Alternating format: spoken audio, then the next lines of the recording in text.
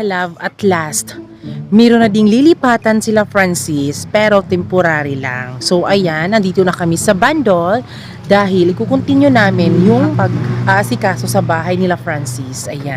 Morning mga kalab, so nandito na kami sa bahay ng mama ko at nandito din kami sa bahay ng ate ko. Nandito sila kumakain. So ngayon nagbe-breakfast kami, so hindi pa muna natapos yun. Then actually, yung bahay nila Francis is hindi pa siya pwedeng gibain, hindi siya sirain lahat. Kasi meron pang kuryente dyan. So this time, ang gagawin ngayon ay yung mga kahoy na dapat ilipat doon sa lilipatan ng bahay nila Francis is ililipat na. Hindi kasi sila pinayagan na lumipat doon sa unang pinuntahan natin. So ayan, nagbago ang isip, 'di ba? Parang magic din. So ngayon, doon tayo sa may bandang tulay. Doon sila titira. Later.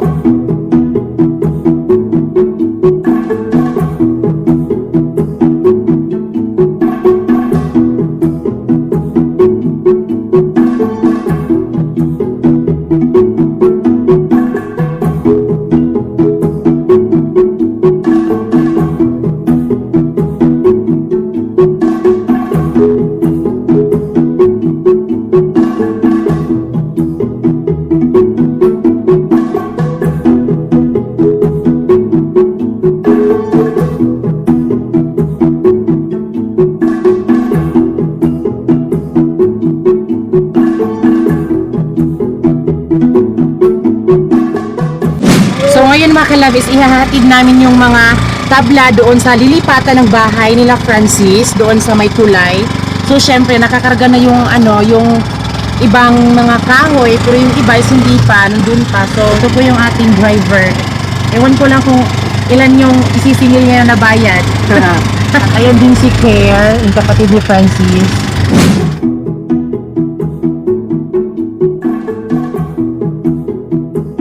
Nandito na kami sa lilipatan ng bahay ng mama ni Francis at syempre nakakarga na yung mga kahoy. So yung kahoy is ilalagay doon sa lilipatan ng bahay ng mama ni Francis.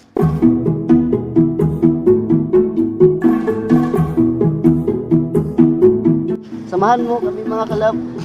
So ayan, papasok na tayo sa lilipatan ng bahay ng mama ni Francis.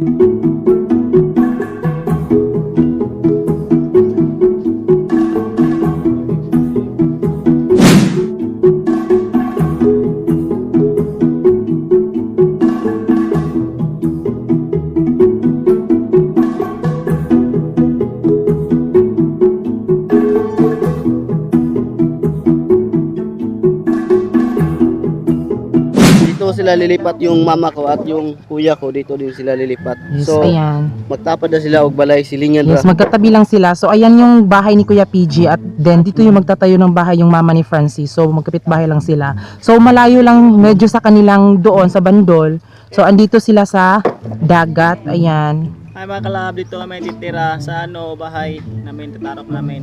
Itong pinagtatayuan ng bahay nila dito is syempre temporary lang to. So maghahanap sila ng kanilang talaga mapagtitirahan talaga forever. Ayan. So medyo malayo din doon sa kanilang bahay doon sa Bandol. Wala na talaga silang mahahanap na pagtitirahan. No choice na talaga. So dito na sila titira. Temporary lang dito sa baybaying dagat. Ayan. So ngayon mga kalab, babalik kami doon sa kanilang bahay doon sa Bandol. Yes, dahil kukunin pa nila yung ibang mga kahoy. So yan, babalik muna kami doon sa bahay ng mama ko. So, kunin namin yung mga kahoy na panggamit sa bahay. Kalab amo ni karga para kuan sa tungtungan sa ligi sa balay. Para mo ligon ba, para amo relasyon.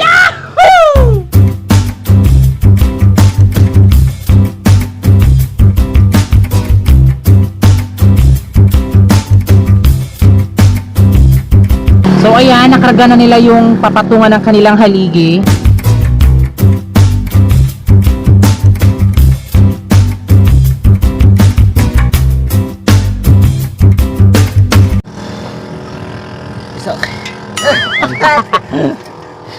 Sobrang bigat mga kalab. Nadali na namin to para lagyan ng haligi ito. Ito pala yung magsilbi ng lagyan namin ng haligi sa bahay.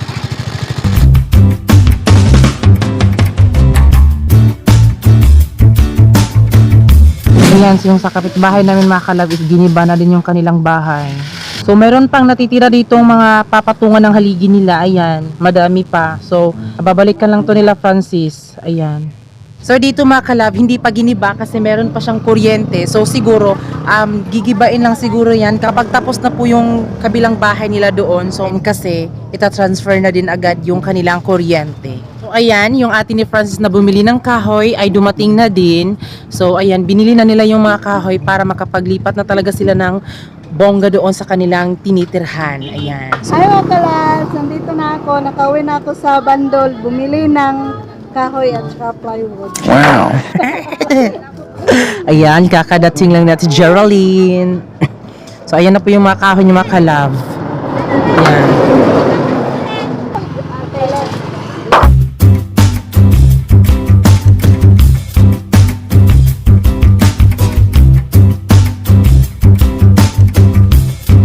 Yung kapitbahay namin, giniba na nila ang bahay nila. Namimiss namin yung kapitbahay namin dito kasi hindi na kami magkapitbahay uli. So, magkahiwalay na lang ngayon. Tingnan nyo yung bulldozer mga kalabo.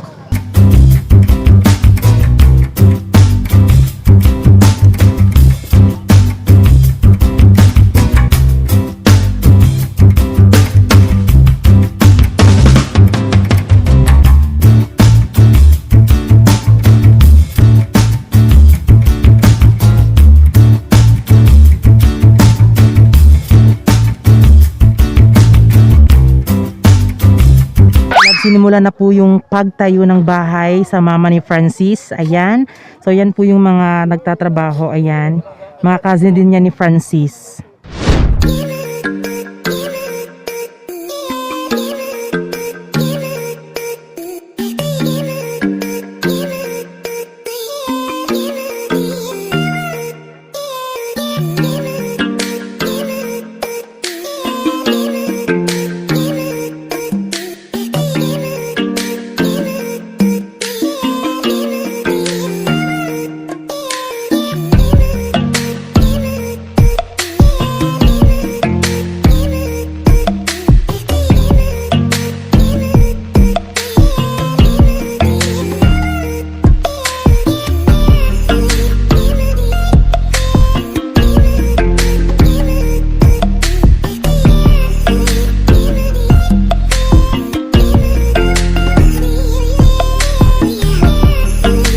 So ayan mga kalab, naabutan kami ng ulan.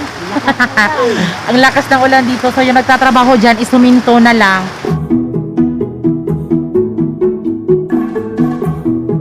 And medyo tumila na po yung ulan, pero bumalik na din sila sa kanilang trabaho. Gagawin na nila ngayon para hindi sila magmaabutan ng gabi. Ayan.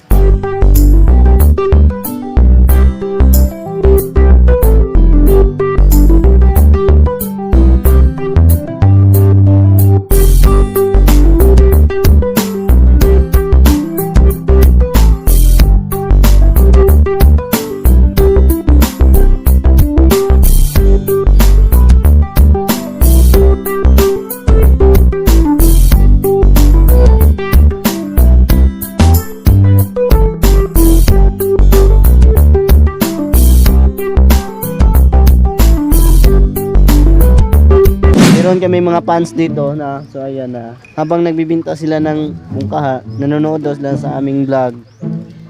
So ayan mga kalabo. Yung kapitbahay namin dati na haba.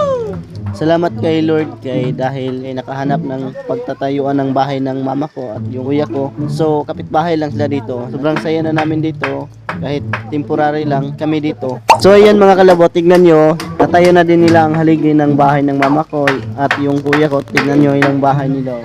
Bali lang tapos kahit maulan, nagtatrabaho pa rin sila para lang sa bahay ng mama ko at sa kuya ko.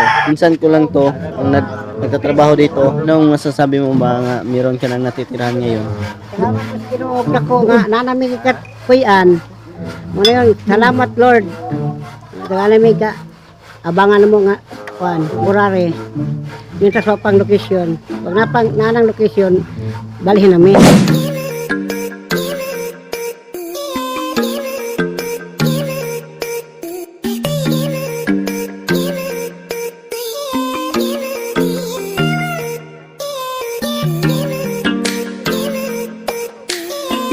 So So ngayon mga kalab, uuwi muna kami kasi kukunin ko yung cellphone kasi nag-a-upload ako ng vlog. So titingnan natin kung okay na ba yun. So ayan, meron na kaming service. Ayan, nagbabike kami ni Francis. Kapatay ka vlog. Isulo. Pagtarong, B. Sino yung nagkakabalo? Pagtarong nila abas, imong kinabuhi. Ayan, nagbabike na po si Daumin So as si Sunshine.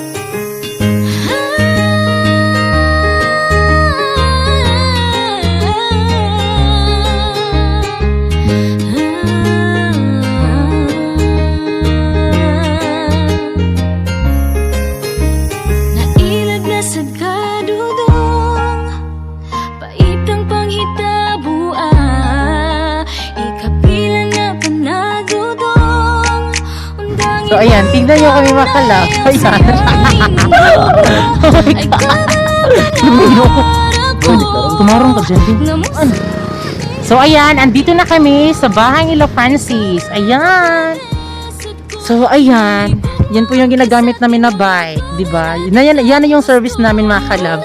Kung saan kami pupunta, ayan, yan na yung service namin. Yun mga kalab, pupunta tayo sa bahay ni Ate Geraldine kung saan siya tumira. Sa bahay nila. So ayan, wala dito si Francis may ginagawa. No. Ito malunod natin. Oh my God! Naawang sakyan mo, grabe kagamay. Oh my God mga kalab, first time kong sumakay ng ganito kaliit na bangka, di ba? Kasi yung sinasakyan namin ni Francis is ganun mga kalab, parang pag ganun siya, pero ito mga kalab, no. sobrang liit niya mga kalab. Ate Geraldine po yung nagsasagwan. So ayan na yung bahay nila Ate Geraldine. So yung bahay nila Ate Geraldine is nasa fish pond din, pero temporary lang din ito dahil wala pa silang malilipatan. So mas minabuti na Ate Geraldine na dito na lang sila titira. Oh, yan ang bahay namin makalab. Dito natapos. So ito yung kanilang ayan. Yan, fish pond din mga kalab, ayan.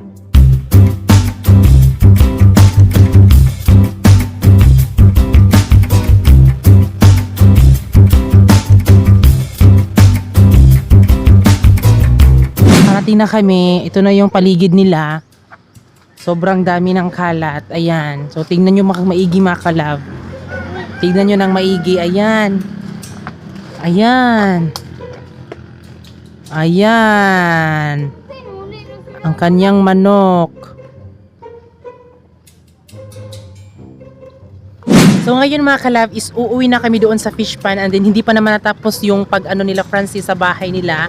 So syempre i-update na naman namin kayo soon kapag tapos na dahil ngayon hapon na. Then syempre si Giselle, kasama namin si Giselle. Ay mga kalab. Ayan. So, ayan. Maraming salamat po sa panonood ng vlog namin. Maraming salamat po. Bye-bye! Bye-bye! Bye-bye! Bye-bye!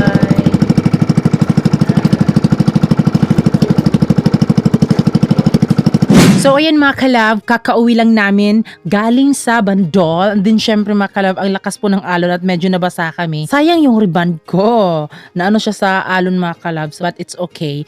So ngayon, kailangan na namin magpaalam kasi meron din pa naman kaming gagawin ni Francis. And then syempre, i-update namin kayo kung tapos na po ba yung bahay nila Francis sa bahay ng mama niya. Ayan. So salamat sa Diyos at meron na ding bahay yung mama niya. Yes, kasi salamat kay Lord. Yes, syempre mga kalab, nung una kasi naming vlog, akala talaga namin is okay na. Nung doon lumipat yung mama ni Francis. So, palpak man. Kinaumagahan, hindi pala pumayag. So, tinanay din namin doon sa dahikan. Akala din namin na okay na, pero ayan, hindi pa din. So, ayun, pag pangatlo na, pumunta kami doon sa cousin ni Francis sa fish pan. So, tinanay namin kung pwede bang bumukod ng bahay sila doon. Hindi sila sure kasi may amo din sila doon. So, ayan, sa awa ng Diyos, nakakita na rin ng mapagtatayuan ng bahay. So, ayan, thank you Lord dahil na sila ng bahay at hindi na rin malungkot si Bibi. Pero actually, mga kalab, masaya na ako ngayon. yes, temporary lang po yan. Aalis din sila. Then Sana kami ni mga Francis, kalab, maintindihan nyo mga yes, kalab then kahapon. kami ni Francis mga kalab, basta i-update din namin kayo kung kailan kami lilipat, ganon, basta i-update namin kayo. So ayan mga kalab, kailangan na naming magpaalam and syempre, don't forget to subscribe our YouTube channel. So that's all for today's vlog. At kami ang Friendly Love Team na nagsasabing dapat love lang. Bye-bye mga kalab. Bye-bye.